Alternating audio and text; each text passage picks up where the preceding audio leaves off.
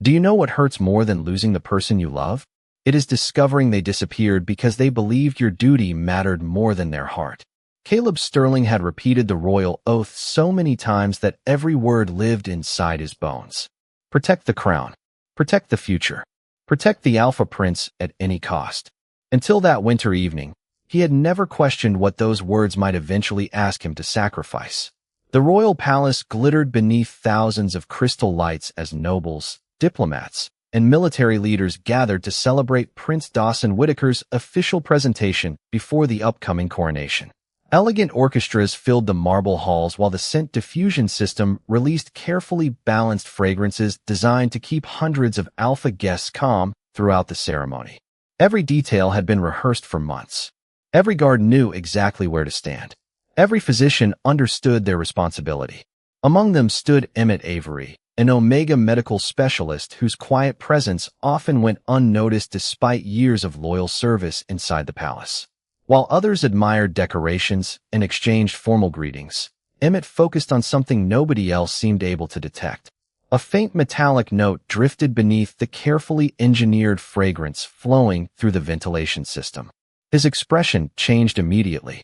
That scent did not belong inside any approved stabilizing formula. He quietly opened his portable diagnostic reader and checked the nearby diffuser. The numbers climbing across the screen made his heartbeat quicken.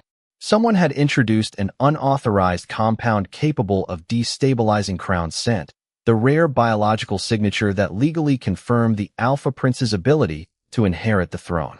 If Prince Dawson inhaled enough of it during tonight's ceremony, his body could appear medically unstable in front of the royal council. The kingdom would believe their future king had failed. Emmett did not hesitate. He hurried through the crowded corridor until he found Caleb reviewing security positions outside the grand ballroom. Caleb immediately recognized the urgency on Emmett's face. During years of friendship, Emmett had never exaggerated danger. If he looked frightened now, something was seriously wrong. Without wasting precious seconds, Emmett explained the abnormal readings and pointed toward the central ventilation controls beneath the ballroom. Caleb listened carefully before turning toward the entrance where Prince Dawson greeted visiting officials. Duty demanded immediate action. Caleb trusted Emmett completely. He instructed the Omega to reach the environmental control room and disable the diffusion system while he escorted the prince through an emergency passage toward the eastern security wing. Before leaving, Caleb placed one reassuring hand on Emmett's shoulder. His voice remained calm despite the growing tension. Stay inside the control room after shutting everything down. I will come back for you as soon as the prince is safe. Emmett nodded with quiet confidence. He believed Caleb would keep that promise because Caleb always did. They separated in opposite directions without realizing their lives had just divided into two completely different futures. Caleb guided Prince Dawson away from the celebration under the pretense of a routine security inspection. At the same time, Emmett entered the hidden maintenance corridor beneath the ballroom. Warning indicators flashed across every monitoring screen as the contaminated mixture spread deeper into the palace system. Working quickly, Emmett isolated each ventilation branch before manually shutting down the primary distribution network. The dangerous compound never reached the prince. Relief washed over him for only a moment before heavy footsteps echoed through the corridor behind him. Senior officials from the Royal Scent Commission entered the room, led by Regent Marla Keene. Her composed smile never reached her eyes. She calmly accused Emmett of illegally interfering with royal medical equipment and announced that an emergency wardship order had already been authorized against him. Emmett tried to explain the contaminated formula, but every access log had already been altered. The evidence now falsely suggested he alone had modified the system. His identification badge was revoked within seconds. His professional credentials disappeared from the registry before his eyes. As palace security escorted him away through a private administrative exit, Emmett looked back only once, believing Caleb would soon discover the truth. Minutes later, Caleb successfully delivered Prince Dawson to a secure chamber where physicians confirmed the prince remained perfectly stable. The palace erupted with relief. Officers praised Caleb's flawless response, while messengers spread news that the Alpha Prince had been saved from an unexplained emergency. Caleb thanked no one. He immediately returned to the underground control room exactly as he had promised. The room stood silent. The monitors were dark. Emmett was gone. Only a neatly folded gray scarf rested beside the disabled control panel, and beneath it lay a single unfinished note. Caleb slowly unfolded the paper. The sentence stopped halfway across the page. I never told you because I knew duty would always come first. The unfinished sentence stayed in Caleb Sterling's mind long after the palace returned to its usual rhythm.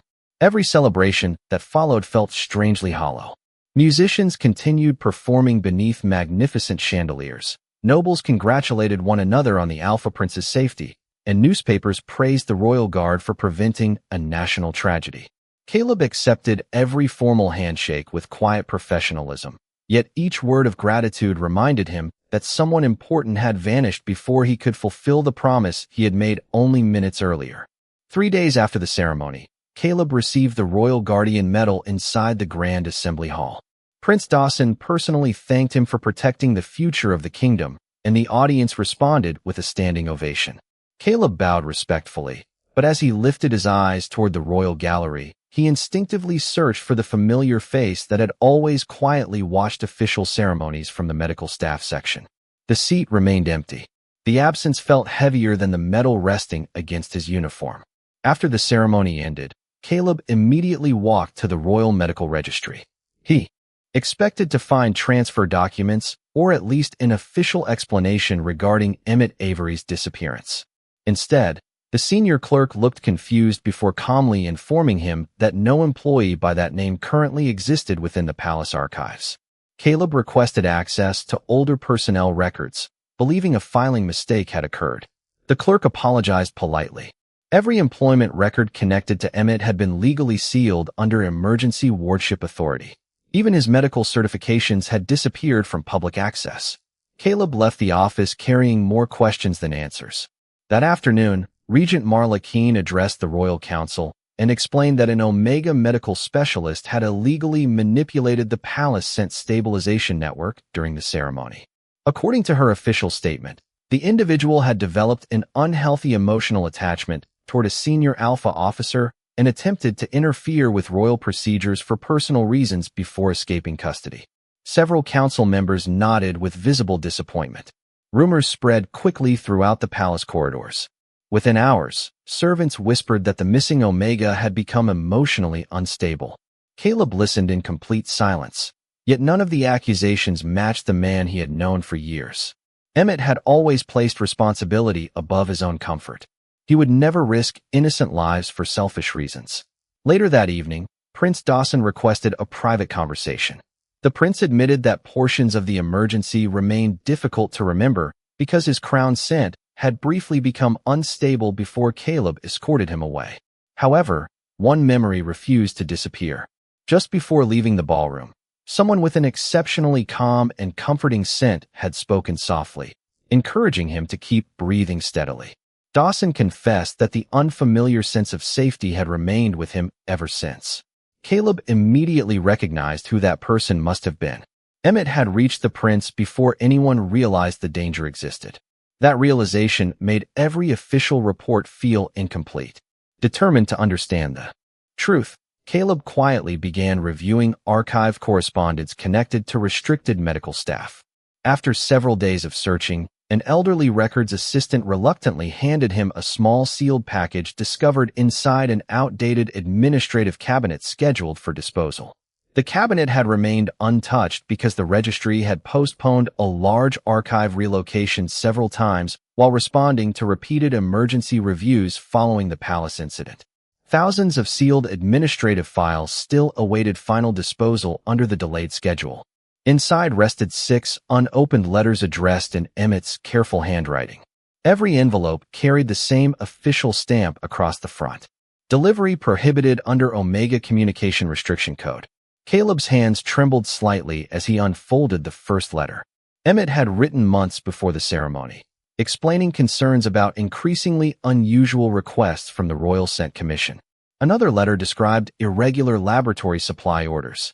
A third simply wished Caleb a peaceful birthday because regulations prevented him from delivering the message personally. None of the letters contained bitterness. None blamed anyone. Each reflected quiet loyalty and gentle concern.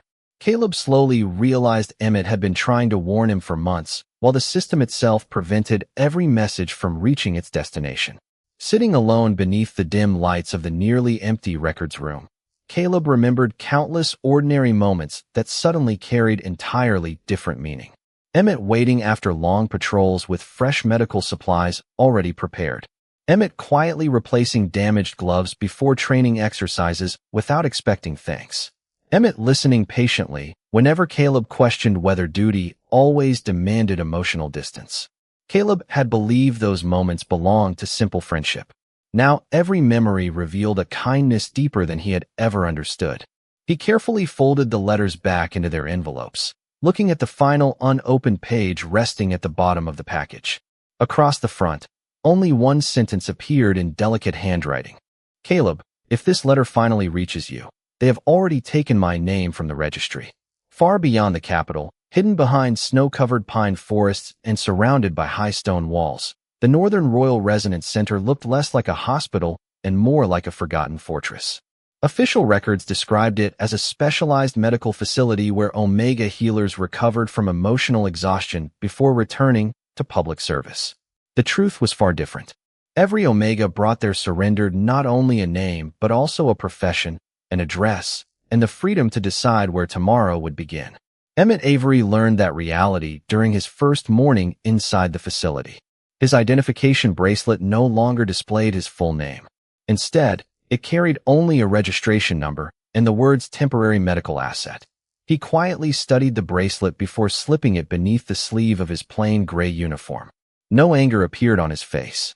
Instead, a calm determination slowly replaced the confusion that had followed his arrest. He understood that panic would accomplish nothing. Observation had always been his greatest strength. Every hallway revealed another piece of the system that had quietly trapped countless Omega specialists long before he arrived. The center contained advanced laboratories, treatment rooms, and carefully maintained archives. Yet every locked cabinet required authorization from the Royal Scent Commission rather than licensed physicians. Experienced Omega healers performed complicated evaluations for influential Alpha officials, but every research paper carried someone else's signature. During meals, conversations remained polite, yet unusually quiet. Most residents avoided discussing their previous lives because speaking about family or former careers only reminded them how completely those identities had disappeared.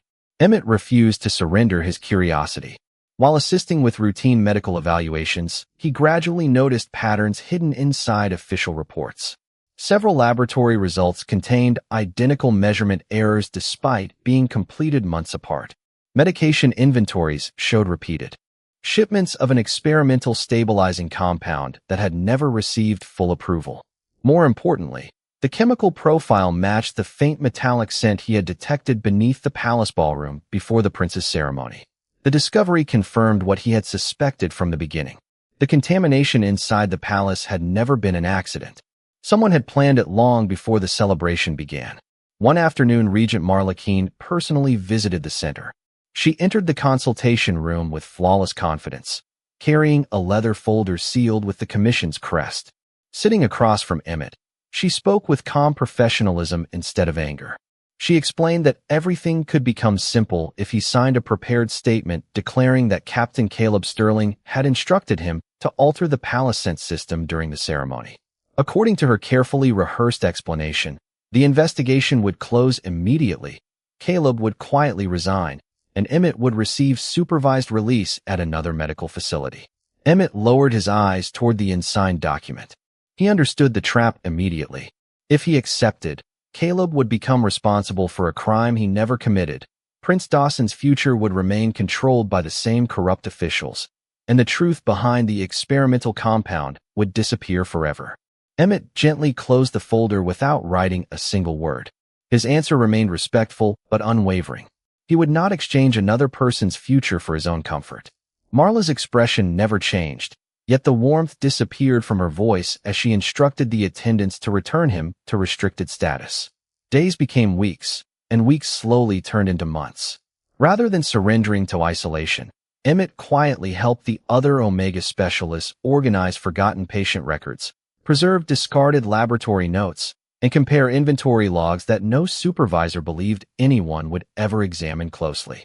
Together, they uncovered consistent evidence showing that unauthorized compounds had been distributed through multiple royal facilities under commission approval. The proof remained incomplete, but every copied document strengthened the truth. Among the physicians assigned to temporary rotations was Dr. Tessa Langford, a respected beta clinician whose reputation for fairness had quietly spread throughout the northern provinces. She noticed Emmett's remarkable attention to detail and gradually recognized that his conclusions matched irregularities she herself had questioned for years. Instead of asking reckless questions, she carefully verified every document through legitimate medical channels. Once satisfied that the evidence supported his claims, she proposed a lawful patient transfer to a small border clinic requiring additional specialists during the harsh winter season. The request followed every regulation, leaving commission administrators little reason to object.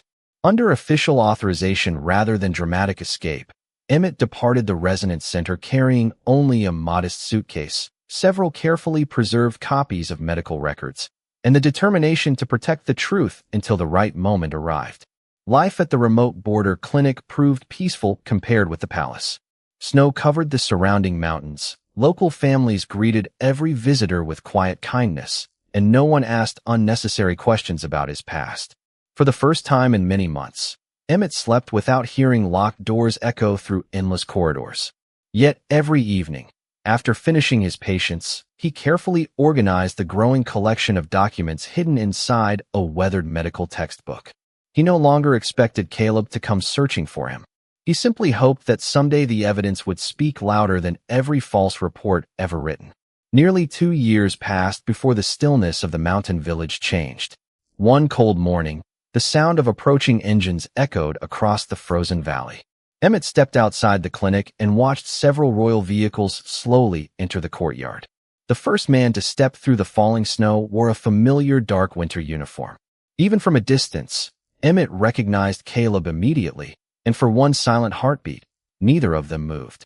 Warren Blake removed his gloves before unfolding the official document, his expression remaining disciplined despite the uneasiness visible in his eyes. Snow continued drifting through the open clinic doorway as everyone inside fell silent. Dr. Tessa Langford stepped forward first, calmly requesting permission to examine the warrant before anyone acted. Warren handed her the sealed order without protest. She carefully reviewed every page while Caleb remained standing beside Emmett, saying nothing until the physician quietly frowned. The authorization had indeed been issued under emergency wardship, but the signature approving the order belonged to Regent Marla Keene. Caleb immediately recognized the problem. Only weeks earlier, Parliament had temporarily suspended Marla's emergency authority outside the capital while an internal review of the Royal Scent Commission remained active. He politely asked Warren whether he had personally verified the legal status of the document before accepting the assignment. Warren hesitated for the first time since entering the clinic. He admitted that he had received the order directly from Commission headquarters together with instructions requiring immediate execution. Prince Dawson stepped into the hallway after hearing the conversation. Although dressed simply for travel, his presence immediately changed the atmosphere. He respectfully requested to inspect the warrant himself. After reading every line, he looked toward Warren with quiet disappointment rather than anger. He explained that the Commission could not lawfully activate emergency wardship beyond the northern administrative border without approval from the regional medical court, and no such approval appeared anywhere in the file. Warren slowly lowered his eyes.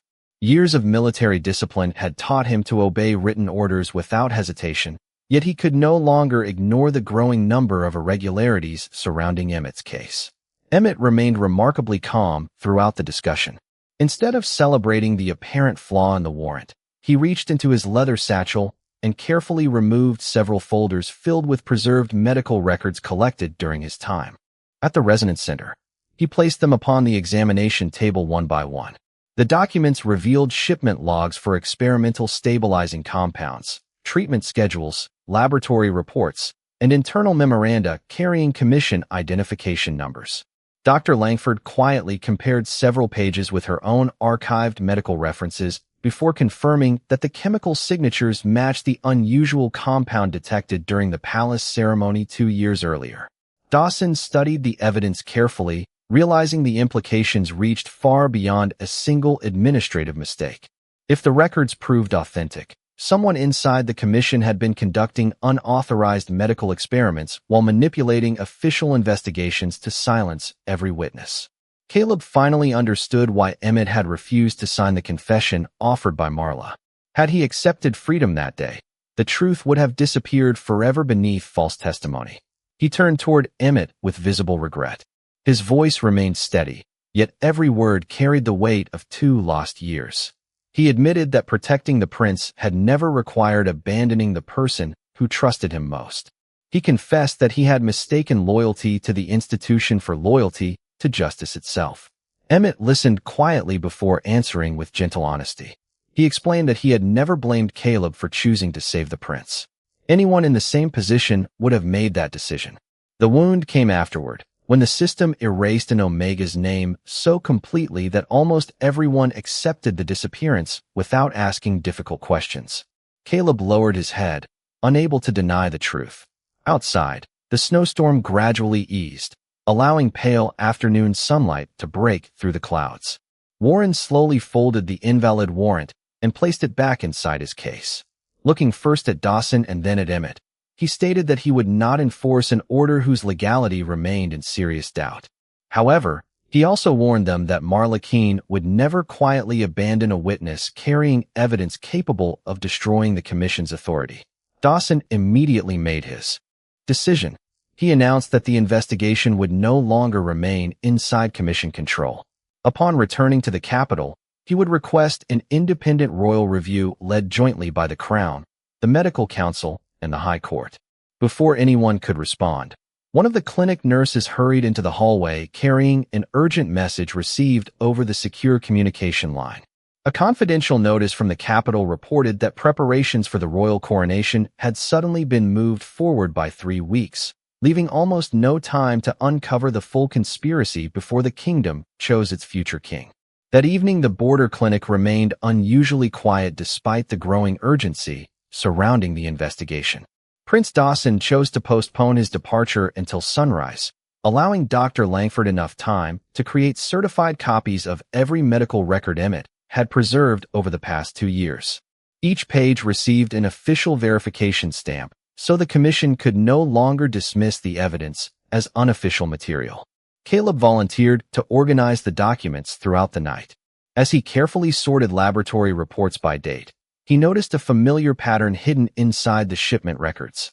Every unauthorized chemical delivery had been approved only days before major royal ceremonies involving the prince. The realization confirmed that the conspiracy had never targeted a single event. It had been carefully planned over many months to undermine Dawson's crown scent at the exact moments when the royal council evaluated his fitness to inherit the throne.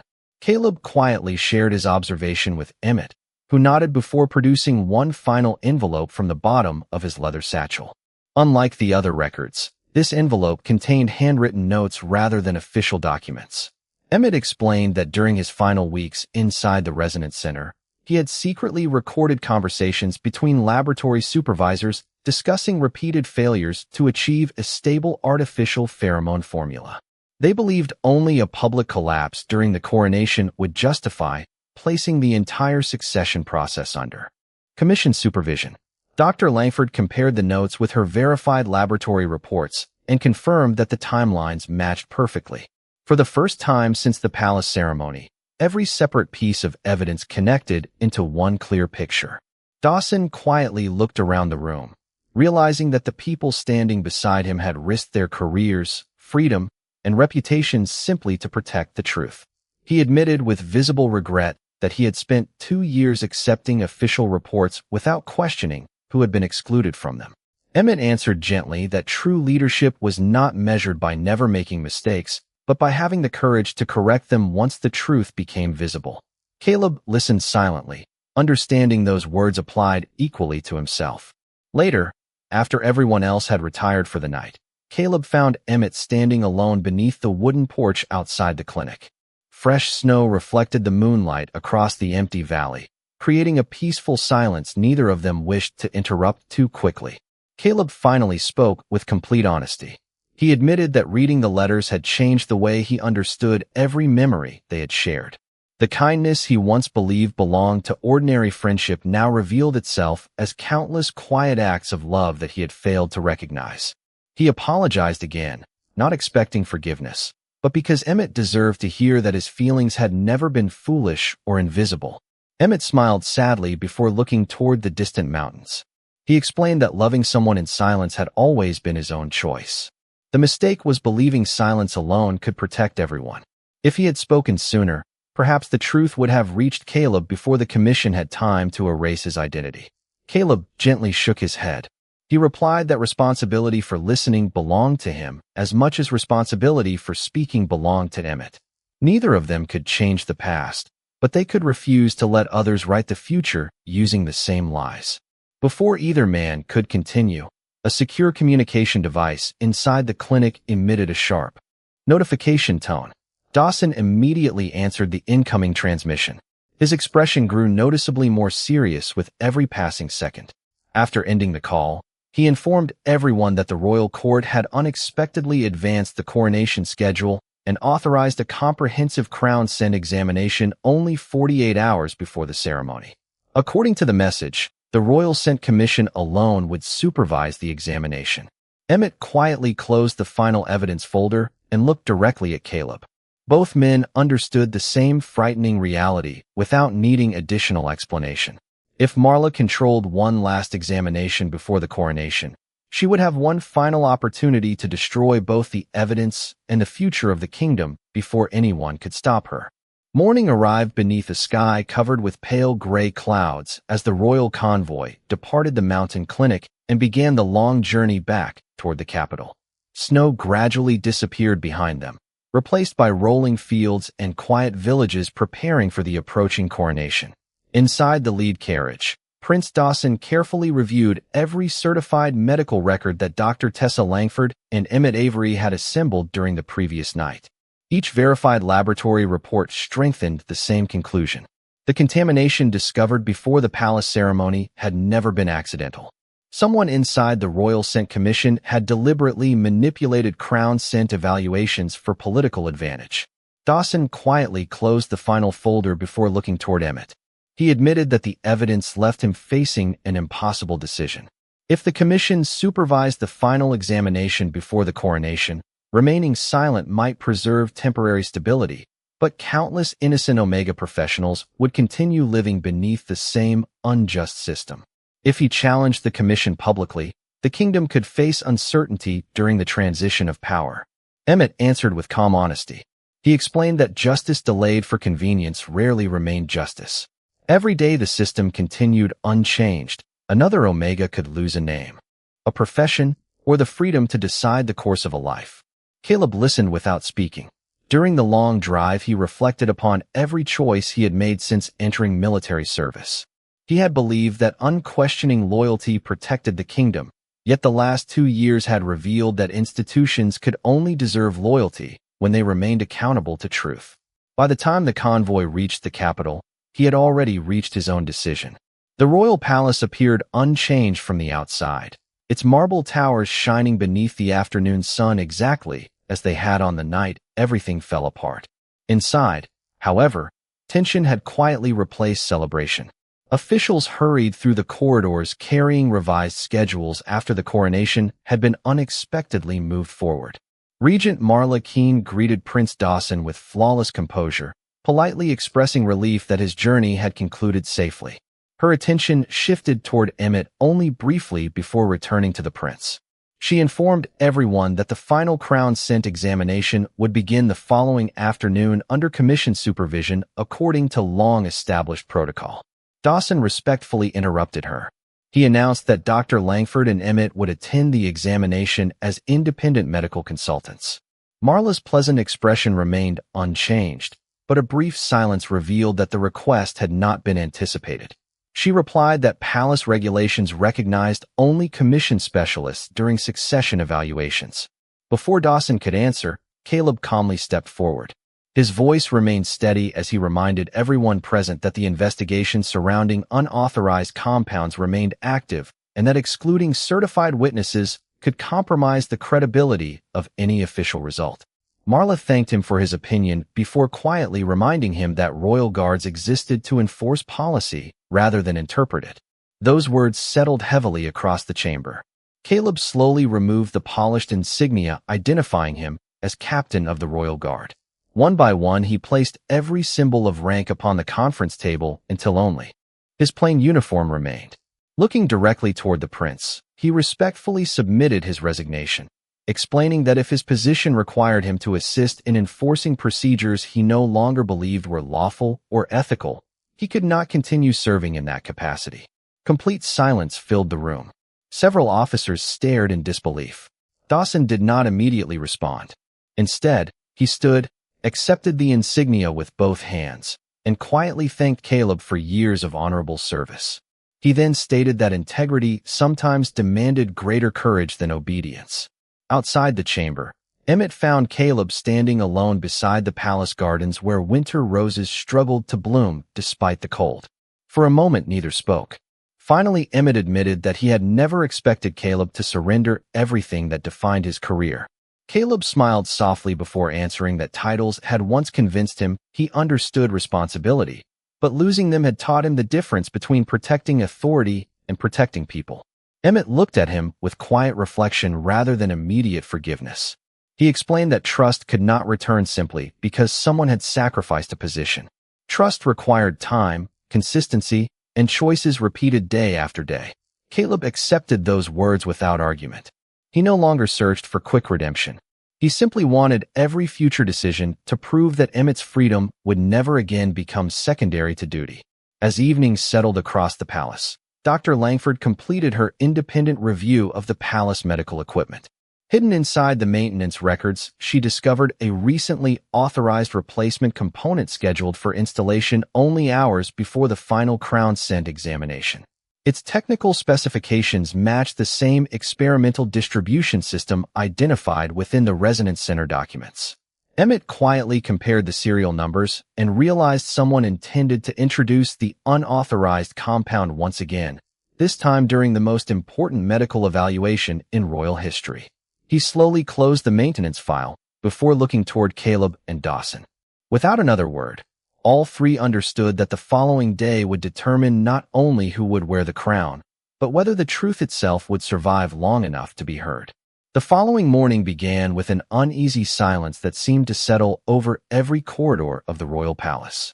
Servants moved carefully between marble halls, officials whispered behind closed doors, and every member of the Royal Scent Commission appeared unusually determined to keep the final crown scent examination on schedule.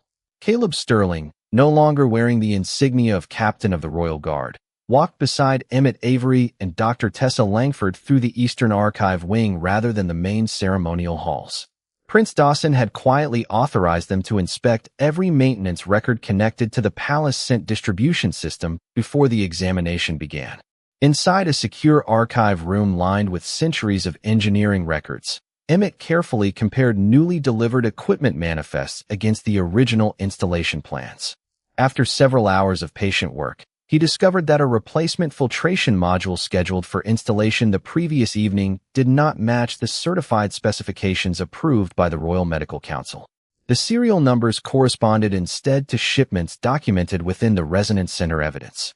Dr. Langford immediately verified the manufacturing codes and confirmed that the replacement unit could alter airborne stabilizing compounds without triggering standard safety alarms. Caleb understood the significance immediately. Whoever controlled that device could influence the examination while leaving almost no obvious trace. Before they could leave the archive, footsteps echoed through the hallway. Warren Blake entered quietly, carrying another sealed folder beneath his arm. His expression revealed neither confidence nor hostility. Instead, it reflected the exhaustion of a man who had spent too many years obeying orders without questioning where those orders ultimately led.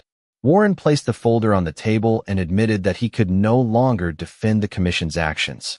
He revealed that years earlier, Regent Marla Keene had discovered his younger Omega brother suffered from an unstable pheromone condition. She had promised specialized treatment only if Warren cooperated whenever confidential assignments required absolute loyalty. At first, those assignments appeared harmless. They involved restricted correspondence, personnel transfers, and classified security reports. Only much later did he realize he had been helping isolate witnesses and suppress medical evidence. The letters addressed to Caleb had been intercepted under his supervision. Warren lowered his eyes as he apologized directly to Emmett, admitting that fear for his family had never justified destroying someone else's future. Emmett remained silent for several moments before answering with unexpected calm. He explained that responsibility could never disappear simply because the reasons behind it were understandable. However, if Warren truly wished to correct the damage, he needed to testify publicly before the royal court and identify every official who participated in the deception. Warren accepted without hesitation. Prince Dawson soon joined the group after completing a council meeting. Once he reviewed Warren's testimony together with the maintenance records and laboratory reports, the final pieces of the conspiracy aligned into one undeniable pattern. The commission had planned to discredit the prince during the coronation, remove independent Omega specialists capable of exposing the fraud, and place succession authority under emergency administrative control. Dawson quietly thanked every person in the room before making another difficult decision. He ordered that every Omega witness connected to the investigation receive immediate legal protection under Crown authority so no further intimidation could silence their testimony. As preparations continued throughout the palace, Caleb found himself standing with Emmett inside the old royal library, where afternoon sunlight filtered through stained glass windows onto shelves filled with forgotten journals. Emmett opened a small wooden box containing the remaining letters that had never reached their destination. One by one, Caleb read the words written years earlier. None demanded recognition. None asked for affection. They spoke instead of ordinary moments, quiet concern after difficult patrols, hope that Caleb would remember to rest, and gratitude for simple conversations shared after exhausting days. By the final letter, Caleb could no longer mistake what had always been there. He gently closed the pages before looking at Emmett with complete honesty. He admitted that he had mistaken constant presence for ordinary routine. Only after losing it had he realized that every peaceful memory he treasured included Emmett standing somewhere nearby. Emmett smiled softly, though sadness remained within his eyes. He confessed that loving Caleb had never been painful by itself. The painful part had been believing that speaking those feelings would only become another burden placed upon a man already carrying the weight of an entire kingdom. Caleb quietly answered that he did not understand his own heart, because duty had taught him to ignore every emotion that did not fit inside an official report. He reached out slowly, stopping before their hands touched, allowing Emmett the freedom to decide. After a long moment, Emmett gently placed his hand over Caleb's. There was no dramatic promise and no immediate forgiveness, only the quiet beginning of trust built upon truth rather than silence. Before either of them could speak again, urgent bells echoed across the palace. A messenger arrived breathless with unexpected news. Regent Marla Keene had announced that the final Crown Send examination would begin several hours earlier than scheduled, leaving almost no time to present the evidence before the entire royal court assembled. The palace bells echoed across the capital long before sunrise, summoning nobles, judges, military officers, physicians, and representatives from every province to witness the final Crown Sent examination before the coronation. The grand hall shimmered beneath towering crystal chandeliers, yet beneath its elegance lay an unmistakable feeling of uncertainty. Prince Dawson Whitaker entered with calm confidence, accompanied not only by official commission physicians, but also by Dr. Tessa Langford and Emmett Avery, whose presence immediately drew whispers throughout the chamber. Regent Marla Keene maintained her polished composure, welcoming everyone before announcing that the examination would proceed according to established protocol.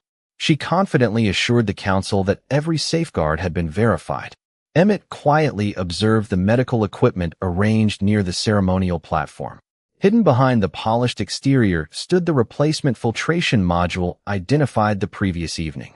Without drawing unnecessary attention, he exchanged a brief glance with Dr. Langford, who gave the slightest nod confirming the altered component remained active. Prince Dawson requested permission to begin only after every independent observer had inspected the equipment. Although visibly reluctant, Marla accepted, believing the modified system could not be discovered in time. As technicians activated the examination chamber, Emmett calmly approached the control console and requested access to the Maintenance Verification menu under Independent Medical Review Authority recently granted by the prince. The request could not legally be denied before the assembled court. Within moments, the system displayed maintenance logs revealing a last-minute component replacement authorized under commission authority. Dr. Langford immediately compared the serial number against the certified registry, confirming before every witness that the installed module differed from the approved medical specification. A quiet wave of surprise spread throughout the hall. Rather than allowing confusion to grow, Emmett carefully explained how the altered module could gradually introduce an unapproved stabilizing compound capable of influencing crown scent evaluations while avoiding ordinary safety alarms. His explanation remained calm, precise, and supported entirely by documented laboratory evidence collected from the Resonance Center and verified by independent physicians. Caleb Sterling stood near the entrance, no longer wearing the insignia of Royal Guard Command, calmly guiding officials away from the equipment so every inspection could proceed without interruption. He neither interrupted the medical experts nor attempted to become the center of attention. His role had changed. This time he protected the truth by making room for those whose voices had once been ignored. Regent Marla insisted that the replacement had been an innocent administrative mistake. Before her explanation could continue, Warren Blake stepped forward and respectfully requested permission to testify. Standing before the royal court, he admitted that he had personally delivered confidential correspondence, intercepted letters addressed to Caleb, and followed commission instructions that isolated Omega witnesses under false administrative authority.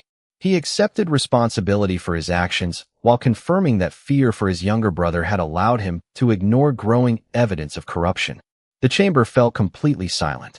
Prince Dawson then presented the verified shipment records, laboratory reports, maintenance logs, and preserved correspondence assembled by Emmett and Dr. Langford. Each document supported the next until the entire sequence formed one consistent account stretching back more than 2 years. The unauthorized compound had never been accidental. The false accusations against Emmett had been designed to remove the one specialist capable of exposing the manipulation. Caleb then addressed the court with quiet honesty. He acknowledged that history had praised him for saving the prince during the palace emergency, yet the complete truth deserved recognition. He explained that Emmett had detected the danger first, disabled the contaminated system, stabilized the prince before evacuation, and preserved the evidence that now protected the kingdom itself. Caleb admitted that duty had once prevented him from asking the questions he should have asked, and that silence had nearly allowed injustice to become permanent. Prince Dawson listened carefully before rising from his seat. Looking across the assembled council, he declared that no coronation worthy of the kingdom could proceed while truth remained hidden. He immediately suspended the authority of the Royal Scent Commission pending formal judicial review, revoked every active emergency wardship connected to the investigation, and ordered independent protection for every Omega witness involved in the case. Finally, turning toward Emmett, he publicly thanked him for saving not only the future king, but also the integrity of the crown itself. As sunlight streamed through the great stained glass windows, illuminating the marble floor in brilliant colors, the applause that followed did not celebrate power or victory. It honored honesty, courage, and the quiet determination of one Omega who had refused to surrender the truth, even after the world had erased his name. Spring arrived 18 months later with gentle rain, fresh green hills, and a kingdom that looked remarkably different from the one Caleb Sterling and Emmett Avery had once struggled to protect. The investigation led by the royal court had transformed more than a single criminal case. Regent Marla Keene had been removed from office after an independent judicial review confirmed years of manipulated medical records, unlawful emergency wardship orders, and systematic abuse of Royal Scent Commission authority. Warren Blake accepted responsibility for intercepting correspondence and suppressing evidence. Because he cooperated fully, testified honestly, and helped identify every hidden archive connected to the investigation, The court imposed a reduced sentence while ensuring his younger brother finally received independent medical care without political conditions. The Northern Residence Center was permanently closed, and every Omega whose identity had been restricted under unlawful administrative orders recovered legal recognition, professional licenses, and the freedom to choose where to live and work. Prince Dawson completed his coronation only after every finding had been presented publicly. On the morning he officially became king, his first royal decree established an independent pheromone council composed equally of Alpha, Beta, and Omega medical professionals. During the months following the coronation, Parliament formally ratified the new legal framework after extensive public hearings and independent judicial review. The council's recommendations were then implemented through revised medical regulations, ensuring that every reform carried both royal authority and permanent legal protection. Emergency wardship could no longer be activated without judicial review. Every crown-sent examination required independent oversight, and no Omega physician could ever again be treated as institutional property. Dawson later admitted that true leadership had begun not on the day he accepted the crown, but on the day he learned to question a system that had protected privilege instead of justice. Emmett never returned to palace employment. Instead, he founded the Avery Institute for Pheromone Health on peaceful countryside land provided through a public restoration program approved by Parliament. The institute welcomed every citizen regardless of secondary gender, offering treatment, education, counseling, and research guided by transparency instead of authority. Former patients from the old system gradually became respected teachers, researchers, and physicians. Families who had once feared seeking medical help now arrived openly, knowing their records belonged to them rather than to political officials. Caleb chose a different path as well. Although many hoped he would reclaim leadership of the Royal Guard, he declined every offer with sincere gratitude. Instead, he established a civilian emergency response organization that specialized in disaster relief, search and rescue, and humanitarian assistance across the kingdom. He believed protecting people should never depend upon rank alone. His work often brought him near the Avery Institute, but he never assumed that proximity meant forgiveness had already been earned. Over many quiet months, he visited as a volunteer rather than a hero, repairing buildings after storms, delivering medical supplies to isolated communities, and helping wherever an extra pair of hands proved useful. Trust returned gradually through ordinary mornings, shared meals, thoughtful conversations, and promises consistently kept instead of dramatically spoken. One warm afternoon beneath blooming pear trees, Caleb invited Emmett to walk through the Institute gardens after the final patients had returned home. Birds sang softly among flowering branches while children laughed nearby during a community health festival. Caleb carried no ceremonial gifts, no official documents, and no symbols of status.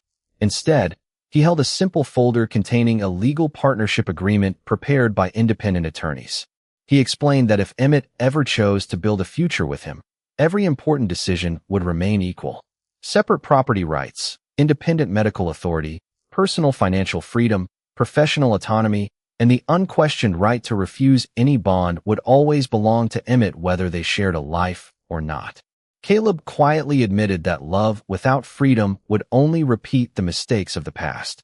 Emmett carefully read every page before closing the folder with a gentle smile. He looked toward the peaceful institute that had grown from years of hardship, and then back at the man standing patiently beside him.